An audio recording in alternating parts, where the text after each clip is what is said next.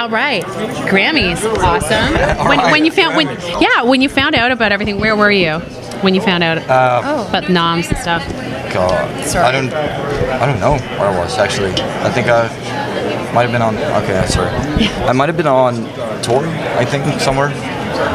And you tour. I mean, touring is so important for you and for your fans. How do you stay healthy and awake? And I mean, because your schedule is quite crazy. And I mean, as a performer, you gotta stay pretty healthy.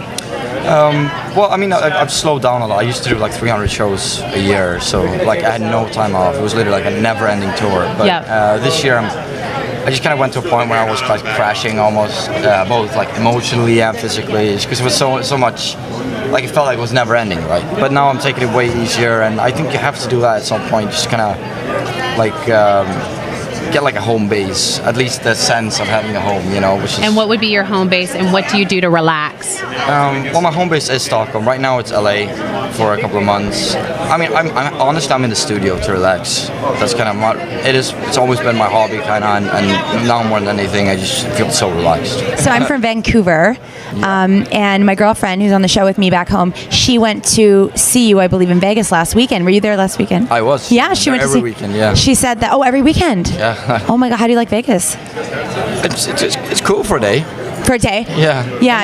You know. Most people go for like a weekend and then they come back and they're like, I'm dead. Yeah. I'm done with weekends in Vegas, no more. Yeah, now you just go home after the show? Yeah, pretty much. So how do you feel about being nominated? This is like the biggest news ever. Grammys are the Grammys. There's nothing bigger. To be nominated for the Grammys? Yeah. I mean, it's amazing, but like. What does your parents think? You're so young. What did they say to you? No, they're really happy for me. I mean, they've been super supportive right from the start. Kind of, they helped me pay rent so I could work. I was gonna say and stuff like that. It's not every day you make it as a DJ that. No, and big. I don't think they ever thought that I would make it, but they've always been really supportive anyway. So kind of, like, okay, yeah, try to live out that dream. Right, yeah, try it. We'll see what happens with that. What were you doing before? Like, what kind of part-time jobs did you have before you were doing music? I was lucky enough. I was gonna sound awful, but I've never really had like a job. You know, I went kind of straight out from high school to just working on music. Wow, good for you. You did really well.